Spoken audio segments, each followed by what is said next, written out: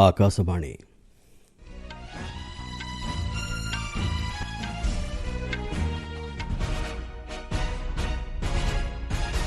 संवाद पढ़ुछन्ते चंदन घोष।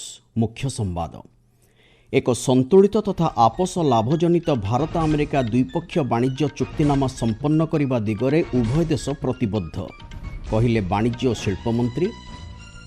2030 सुधा भारत और रूस मध्य द्विपक्षीय वाणिज्य कारबार $100 बिलियन लक्ष्य धार्य क्रेमलिन मुखपात्रଙ୍କ सूचना।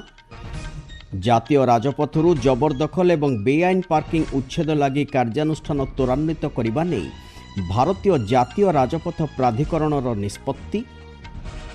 कोलकाता रे एक निर्माणाधीन घरोई पन्यागार भुशुड़ी पड़ू 3 श्रमिकों मृत्यु एवं यूएस ओपन सुपर 300 बैडमिंटन टूर्नामेंटर द्वितीय पर्याय को उन्नीत हेले भारतीय महिला डबल्स जोड़ी।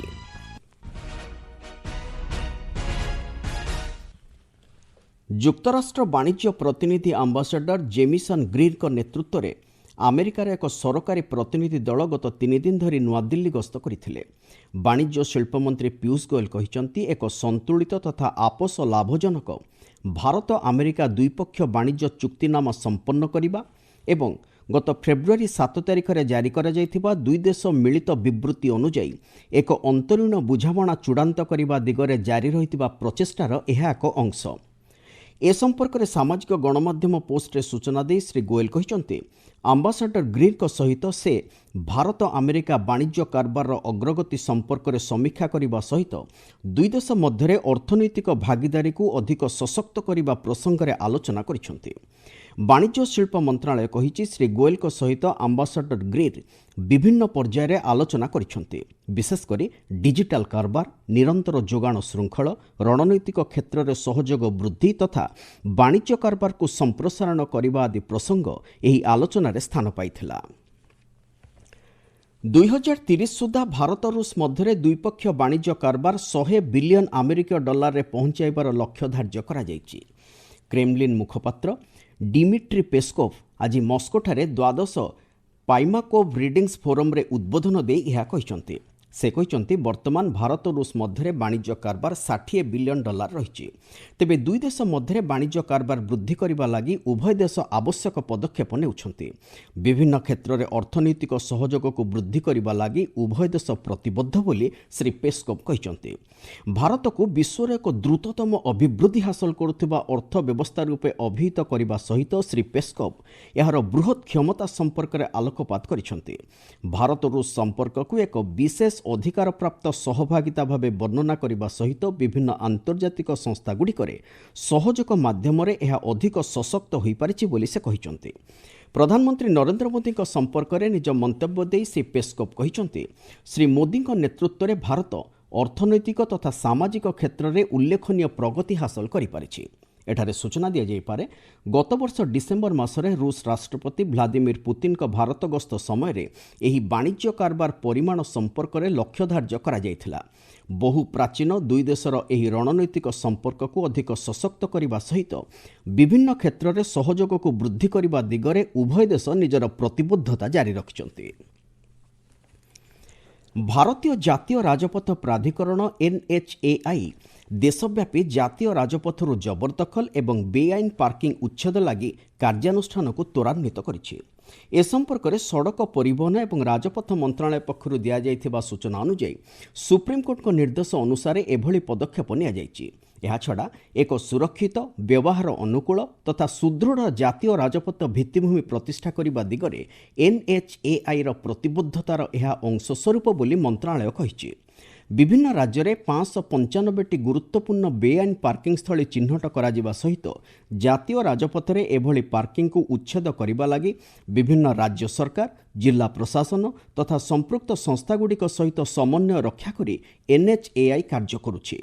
एथिलागि जिला राजपथ सुरक्षा टास्क फोर्स प्रतिष्ठा करने लगी NHAI राज्य सरकार मानक सहित समन्वय रक्षा करी आवश्यक पदक्षेप नेउछि बोली मंत्रालय कहिछि। ବୈଦେଶିକ ବ୍ୟାପାର ମନ୍ତ୍ରୀ ଡକ୍ଟର ଏସ୍ ଜୟଶଙ୍କର ଆଜି ସନ୍ଧ୍ୟାରେ ଦକ୍ଷିଣ କୋରିଆର ଜାତୀୟ ସୁରକ୍ଷା ନିର୍ଦ୍ଦେଶକ ୱି ସୁଙ୍ଗ ଲାକ୍ଙ୍କ ସହିତ ସାକ୍ଷାତ ଆଲୋଚନା କରିଛନ୍ତି। ଭାରତ ପ୍ରଶାନ୍ତ ମହାସାଗରୀୟ ସ୍ଥିତି ତଥା ବୈଶ୍ୱିକ ପରିସ୍ଥିତି ଉପରେ ଏକ ରଣନୀତିକ ଆକଳନ କରିବା ସମ୍ପର୍କରେ ଉଭୟ ମତ ବିନିମୟ କରିଛନ୍ତି ବୋଲି ଡକ୍ଟର ଜୟଶଙ୍କର ସାମାଜିକ ଗଣମାଧ୍ୟମ ପୋଷ୍ଟରେ ସୂଚନା ଦେଇଛନ୍ତି। ଆପଣମାନେ ସମ୍ବାଦ ଶୁଣୁଛନ୍ତି ଆକାଶବାଣୀରୁ। କୋଲକାତାରେ ଏକ ନିର୍ମାଣାଧୀନ ଘରୋଇ ପଣ୍ୟାଗାର ଭୁଶୁଡ଼ି ପଡ଼ିବାରୁ 3 ଜଣ ଶ୍ରମିକଙ୍କର ମୃତ୍ୟୁ ହୋଇଛି। ଏହାଛଡ଼ା ଅନେକ ଆହତ ହୋଇଥିବା ଜଣାଯାଇଛି। ଆହତମାନଙ୍କୁ ସ୍ଥାନୀୟ ହସ୍ପିଟାଲରେ ଚିକିତ୍ସା କରାଯାଉଛି। ଉଦ୍ଧାର କାର୍ଯ୍ୟ ଲାଗି ଘଟଣାସ୍ଥଳରେ ଏନ୍ଡିଆର୍ଏଫ୍, ପୁଲିସ, ଅଗ୍ନିଶମ, ଜରୁରୀକାଳୀନ ସେବା ଏବଂ ଭାରତୀୟ ସେନାକୁ ନିୟୋଜିତ କରାଯାଇଛି। ଅନେକ ଶ୍ରମିକ ଏହା ମଧ୍ୟରେ ଫସି ରହିଥିବାର ଆଶଙ୍କା କରାଯାଉଛି। ଏହି ଦୁର୍ଘଟଣାରେ ପ୍ରଭାବିତମାନଙ୍କୁ ସହାୟତା କରିବା ଲାଗି ରାଜ୍ୟ ସଚିବାଳୟ ନବାନ୍ନ ପକ୍ଷରୁ ହେଲ୍ପଲାଇନ୍ ନମ୍ବର ଜାରି କରାଯାଇଛି। ଏହି ଖବର ପାଇ ମୁଖ୍ୟମନ୍ତ୍ରୀ ଶୁଭେନ୍ଦୁ ଅଧିକାରୀ ଘଟଣାସ୍ଥଳରେ ପହଞ୍ଚିବା ସହିତ ଉଦ୍ଧାର କାର୍ଯ୍ୟ ତଦାରଖ କରିଛନ୍ତି। ଏହି ଦୁର୍ଘଟଣାରେ ବନ୍ଦର, ଜାହାଜ ଚଳାଚଳ ତଥା ଜଳପଥ ମନ୍ତ୍ରୀ ସର୍ବାନନ୍ଦ ସୋନୱାଲ ଗଭୀର ଦୁଃଖ ପ୍ରକାଶ କରିଛନ୍ତି। ସାମାଜିକ ଗଣମାଧ୍ୟମ ପୋଷ୍ଟରେ ଶ୍ରୀ ସୋନୱାଲ କହିଛନ୍ତି, ଘଟଣାସ୍ଥଳରେ ଉଦ୍ଧାର କାର୍ଯ୍ୟ ଯୁଦ୍ଧକାଳୀନ ଭିତ୍ତିରେ ଜାରି ରହିଛି। କେତେଜଣଙ୍କୁ ସୁରକ୍ଷିତ ଭାବେ ଉଦ୍ଧାର କରାଯାଇସାରିଛି। ଭାରତ ସଂଯୁକ୍ତ ଆରବ ଏମିରେଟ୍ସ ମଧ୍ୟରେ ପ୍ରତିରକ୍ଷା ସହଯୋଗର ଅଗ୍ରଗତି ସମ୍ପର୍କିତ ଏକ ସମୀକ୍ଷା ବୈଠକ ଆଜି ନୂଆଦିଲ୍ଲୀରେ ଅନୁଷ୍ଠିତ ହୋଇଯାଇଛି। ପ୍ରତିରକ୍ଷା ମନ୍ତ୍ରଣାଳୟ ପକ୍ଷରୁ ସାମାଜିକ ଗଣମାଧ୍ୟମ ପୋଷ୍ଟରେ ଏ ସମ୍ପର୍କରେ ଦିଆଯାଇଥିବା ସୂଚନା ଅନୁଯାୟୀ ରଣନୈତିକ ପ୍ରତିରକ୍ଷା ଭାଗିଦାରୀ କାର୍ଯ୍ୟଖସଡ଼ା ଅଧୀନରେ ଏହି ବୈଠକ ଆୟୋଜିତ ହୋଇଥିଲା।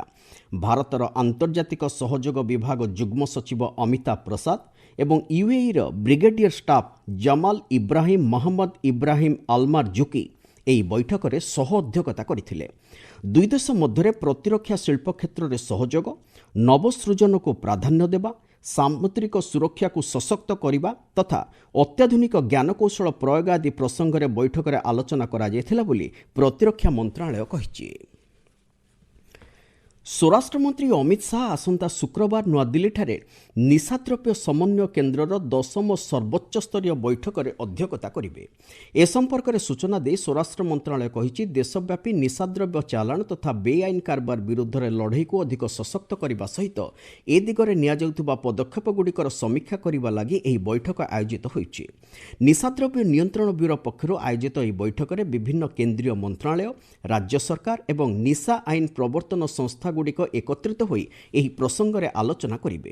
ଏହି ଅବସରରେ ସ୍ୱରାଷ୍ଟ୍ରମନ୍ତ୍ରୀ ଆସନ୍ତା 3 ବର୍ଷ ଲାଗି ନିଶାଦ୍ରବ୍ୟ ନିୟନ୍ତ୍ରଣ ସମ୍ପର୍କିତ ଭିଜନ ଡକୁମେଣ୍ଟ ଉନ୍ମୋଚନ କରିବେ। ଏ କ୍ଷେତ୍ରରେ ସମ୍ପୃକ୍ତ ବିଭିନ୍ନ ପକ୍ଷଙ୍କ ସହିତ ବିସ୍ତୃତ ଆଲୋଚନା କରାଯାଇ ଏହି ଭିଜନ ଡକୁମେଣ୍ଟ ପ୍ରସ୍ତୁତ କରାଯାଇଛି। ଚାହିଦା ଓ ଯୋଗାଣ ହ୍ରାସ ଏବଂ ପୁନର୍ବାସ ଉପରେ ଅଧିକ ଧ୍ୟାନ ଦେଇ ନିଶାଦ୍ରବ୍ୟ କାରବାରକୁ କିଭଳି ନିୟନ୍ତ୍ରଣ କରାଯାଇପାରିବ ସେଥିଲାଗି ଏହି ଡକୁମେଣ୍ଟରେ ରୋଡ୍ମ୍ୟାପ୍ ପ୍ରସ୍ତୁତ ହୋଇଛି। ନିଶାଦ୍ରବ୍ୟ କାରବାର ପ୍ରତି କେନ୍ଦ୍ର ସରକାରଙ୍କ ଶୂନ୍ୟ ସହନଶୀଳତା ନୀତିର ଦୃଢ଼ କାର୍ଯ୍ୟକାରିତା ତଥା ଏକ ନିଶାମୁକ୍ତ ଭାରତ ଗଠନ ଉଦ୍ଦେଶ୍ୟରେ ଏହି ବୈଠକ ଆୟୋଜନ କରାଯାଇଛି ବୋଲି ସ୍ୱରାଷ୍ଟ୍ର ମନ୍ତ୍ରଣାଳୟ କହିଛି। ୟୁଏସ୍ ଓପନ୍ ସୁପର 300 ବ୍ୟାଡମିଣ୍ଟନ ଟୁର୍ଣ୍ଣାମେଣ୍ଟର ଦ୍ୱିତୀୟ ପର୍ଯ୍ୟାୟକୁ ଭାରତୀୟ ମହିଳା ଡବଲ୍ସ ଯୋଡ଼ି ତ୍ରିଶଜଲି ଓ ଗାୟତ୍ରୀ ଗୋପୀଚାନ୍ଦ ଉନ୍ନୀତ ହୋଇଛନ୍ତି। ଏହି ଭାରତୀୟ ମହିଳା ଯୋଡ଼ି ସ୍ପେନ୍ର ପାଓଲା ଲୋପେଜ ଓ ଲୁସିଆନା ରୋଡ୍ରିଗୁଏଜଙ୍କ ଯୋଡ଼ିକୁ ପ୍ରାରମ୍ଭିକ ରାଉଣ୍ଡରେ 21-12, 14-21 ଓ 21-13 ସେଟ୍ରେ ପରାସ୍ତ କରିଛନ୍ତି। ପରବର୍ତ୍ତୀ ପର୍ଯ୍ୟାୟରେ ଜାପାନର ସୁମିରେ ନାକାଡେ ଓ ମିଉ ତାକାହାସିଙ୍କ ଯୋଡ଼ିକୁ ଭାରତର ଏହି ବିଜୟୀ ଯୋଡ଼ି ଭେଟିବେ। ପୁରୁଷ ସିଙ୍ଗଲ୍ସ ବର୍ଗରେ ରୌନକ ଚୌହାନ କ୍ୱାଲିଫାୟର ରାଉଣ୍ଡରେ ବିଜୟୀ ହୋଇଛନ୍ତି। ଫିଫା ବିଶ୍ୱକପ୍ର ଗ୍ରୁପ୍ ବିରେ ଆଜି କାନାଡାର ଭ୍ୟାଙ୍କୁଭରଠାରେ କାନାଡା ଓ ସୁଇଜରଲ୍ୟାଣ୍ଡ ମଧ୍ୟରେ ମ୍ୟାଚ୍ ଅନୁଷ୍ଠିତ ହେବ। ଭାରତୀୟ ସମୟ ରାତି 12:30 ଏହି ମ୍ୟାଚ୍ ଆରମ୍ଭ ହେବ। ସେହିଭଳି ୱାଶିଂଟନର ସିଟଲ୍ ଷ୍ଟାଡିୟମଠାରେ ଅନୁଷ୍ଠିତ ହେବାକୁ ଥିବା ଅନ୍ୟ ଏକ ମ୍ୟାଚ୍ରେ ବୋସ୍ନିଆ ହର୍ଜେଗୋଭିନାକୁ ଭେଟିବ। ପ୍ରତିଯୋଗିତାରେ ଗ୍ରୁପ୍ 32 ପର୍ଯ୍ୟାୟକୁ କଲମ୍ବିଆ ଉନ୍ନୀତ ହୋଇଛି। ଆଜି ଖେଳାଯାଇଥିବା ଗ୍ରୁପ୍ ପର୍ଯ୍ୟାୟ ମ୍ୟାଚ୍ରେ କଙ୍ଗୋକୁ 1-0 ଗୋଲ୍ରେ କଲମ୍ବିଆ ପରାସ୍ତ କରିଛି। ଆଜିର ଅନ୍ୟ ଗ୍ରୁପ୍ ପର୍ଯ୍ୟାୟ ମ୍ୟାଚ୍ଗୁଡ଼ିକରେ ପର୍ତ୍ତୁଗାଲ ଉଜବେକିସ୍ତାନକୁ 5-0 ଗୋଲ୍ରେ ପରାସ୍ତ କରିଛି।